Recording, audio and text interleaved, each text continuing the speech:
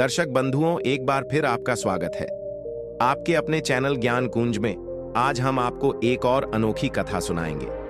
पर आगे बढ़ने से पहले मैं आपको बताना चाहूंगा कि गरुड़ पुराण में भी कहा गया है, कोई बात हो या कथा बीच में छोड़ने पर वह उसका पाप का भागीदारी बन जाता है। तो वीडियो को अंत तक देखें। तो शुरू करते हैं आज की कथा को। यह कहानी एक छोटे से गांव की है, जहां एक बच्ची का नाम साक्षी था। साक्षी की मां का निधन बचपन में ही हो गया था और पिता रमेश ने अपनी बेटी को अकेले ही पाला था। रमेश ने साक्षी को बहुत स्नेह और समर्पण से बड़ा किया। वह जानते थे कि साक्षी को पूरी दुनिया की खुशियां देनी है, लेकिन एक गहरी चिंता भी थी उनके मन में। वह अक्सर सोचते थे कि एक दिन साक्षी को विवाह करना होगा और उसे अपने जीवन साथी का चयन करना होगा, लेकिन यह सब कैसे होगा, इसका समाधान उन्हें खुद नहीं मिल रहा था। गांव में एक पुरानी परंपरा थी जिसे पिता से विवाह विधि कहा जाता था। यह परंपरा कुछ अजीब लगती थी, लेकिन इसके पीछे एक गहरा अर्थ था। गांव में यह माना जाता था कि यदि किसी लड़की का विवाह बिना पिता के आशीर्वाद के होता तो उसे जीवन भर की कठिनाइयां और परेशानियां झेलनी पड़ती थीं। और सबसे महत्वपूर्ण बात, लड़की की सुरक्षा और सुखमय जीवन का जिम्मा उसी पिता के कंधों पर होता था, जो उसे जन्म देने के बाद उसे विवाह के समय तक सुरक्षा देने का वचन लेता था। साक्षी के लिए यह एक बड़ा सवाल था। वह कभी भी इस परंपरा को समझ नहीं पाई थी। उसे यह सब बहुत पुराना और अजीब लगता था, क्योंकि उसके दोस्त और सहेलियां कभी भी इस तरह की परंपरा की बात नहीं करती थीं। वे तो सामान्य तरीके से अपनी शादी की बातें करती, लेकिन साक्षी के लिए यह कुछ और ही था। एक दिन रमेश ने साक्षी से इस पर बात की। बेटी, तुम्हें पता है कि हमारे गांव में एक परंपरा है जिसे हम पिता से विवाह विधि कहते हैं। यह परंपरा पुरानी है, लेकिन इसके पीछे एक गहरा उद्देश्य है। अगर तुम विवाह के बाद सुखी रहना चाहती हो तो तुम्हें इस विधि से गुजरना होगा।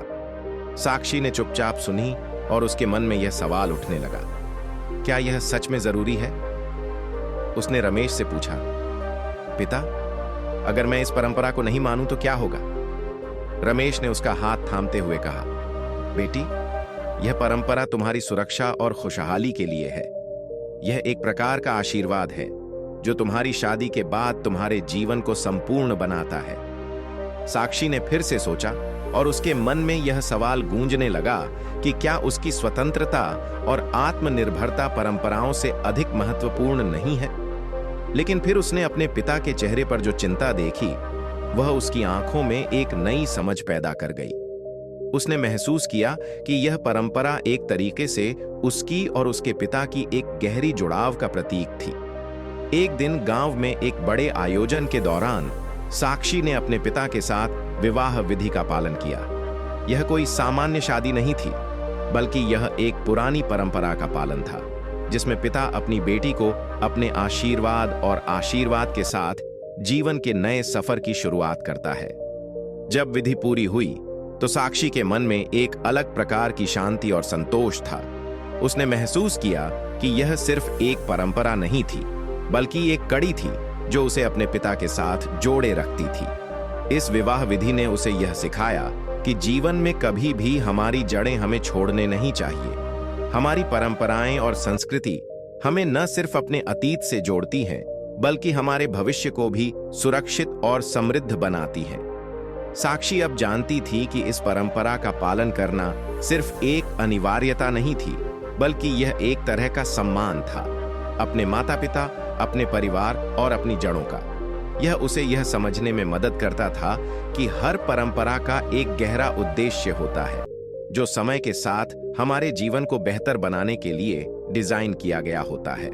यह कहानी हमें यह सिखाती है कि जीवन के कुछ पहलू होते हैं जो हमें हर हाल में समझने और अपनाने चाहिए, चाहे वह पुरानी परंपराएं हों या परिवार की किसी गहरी भावना का आदान प्रदान। आखिरकार यह सब हमें अपने जीवन को बेहतर और सुखमय बनाने के लिए है।